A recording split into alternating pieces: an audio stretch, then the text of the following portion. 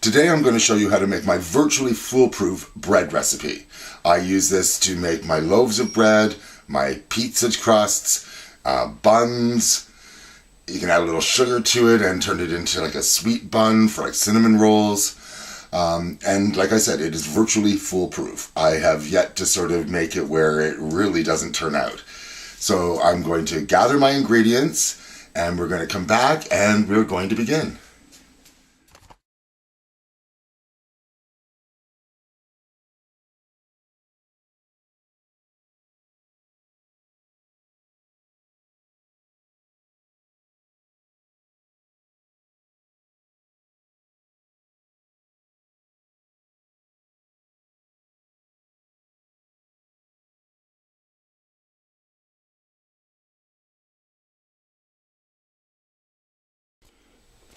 Okay, we're back. I've gathered what I think are all the ingredients we're going to need. And we're going to start off with 4 cups of flour. So we just put 4 cups of flour right into our bowl. 2, 3, and finally 4. I've pre-measured the salt. We're going to use 1.5 teaspoons of salt. We just put that right in there. We're going to use 1.5 tablespoons of sugar, give or take. That is the food that the yeast needs to feed on in order for it to do its thing. So what I usually do is I take a fork and I sort of just lightly incorporate those ingredients together in the bowl. Nothing too challenging.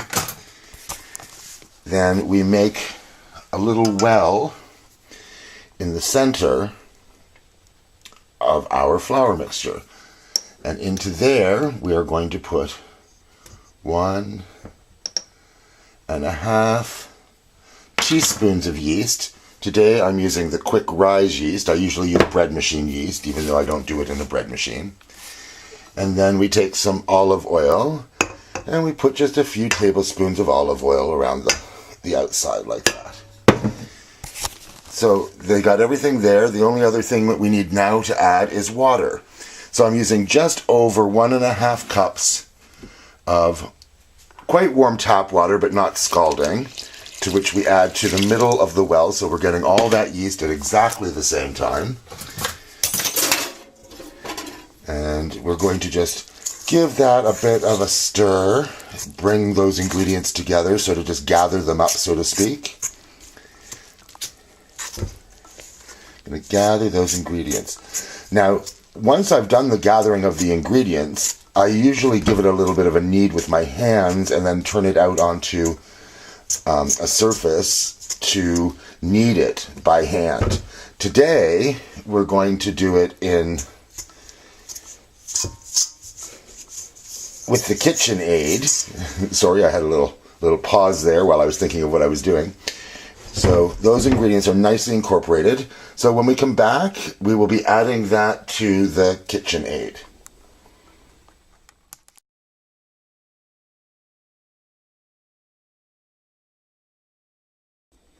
Okay, so we are back. I have brought out my handy dandy kitchen aid that I just absolutely love. We have our mixture, which is exactly the same as we left it. And I'm going to attempt to put that on one-handed, which I can always do except for when it counts. So I'm going to have to set you down and we are going to take that again. And as soon as I turned off the camera, it fit into place just fine. So we are going to take our bread attachment. This is what we use to knead the dough. And we just put that in. There's a little nub there. We put that in and then we give it a turn and that's locked into place. Then we bring the bowl up and we turn the machine on and let it do its thing. We might have to give it a hand and we will be back when it's turned into dough. It is turning into dough. I did forget to say that what we're going to do is we're going to preheat the oven to about 200 degrees while that is kneading, so that has a chance to warm up, and then we will continue with the process.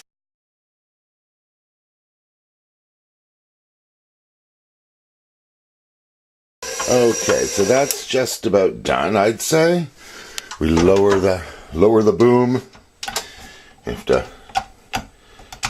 remove the bread attachment and the bowl. So yeah, so it's a good, pliable, not sticky, not dry sort of ball. So we form that sort of, doesn't have to be exact because it will rise and change shape.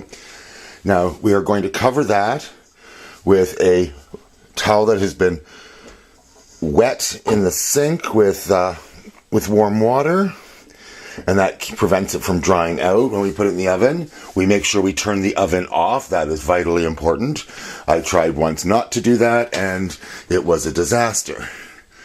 So we're going to take our bowl, and because the oven's off and not a high temperature, I've also done it with plastic bowls when I was kneading by hand. So it's really not vitally important to use metal. In fact, a lot of times I find it turns out better when I don't use metal, but I like to do it all in the same bowl. I don't want to dirty bowls if I don't have to. So we set the timer for an hour, and then we're going to come back, punch the dough down, cover it again, and put it back in the oven in the warm, dry oven, and let it rise for an additional hour. And then it will be ready to be turned into bread or pizza dough or buns or whatever we like. So when we come back, we will see what we have then.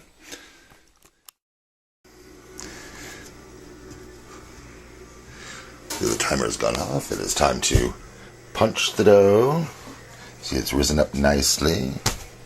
And we give it a punch down, yes. And then we're just going to gather it up back into another ball, which is not as easy to do one-handed.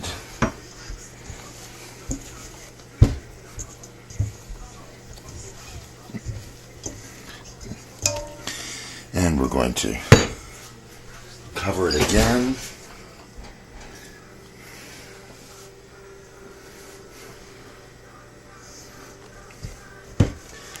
And pop that back into the oven.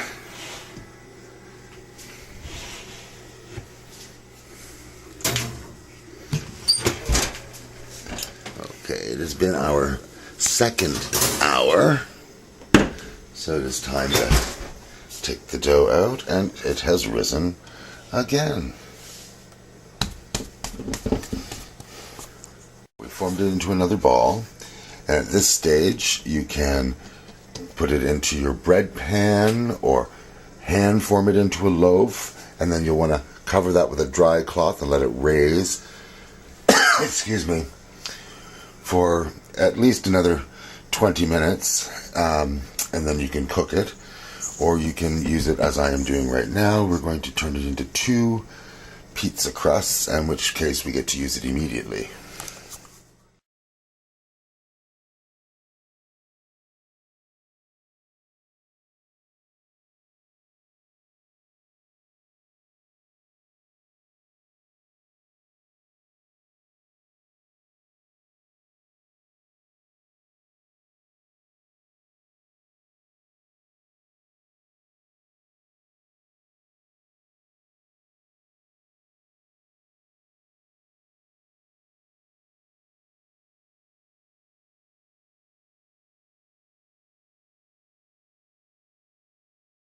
Now we have the moment of truth.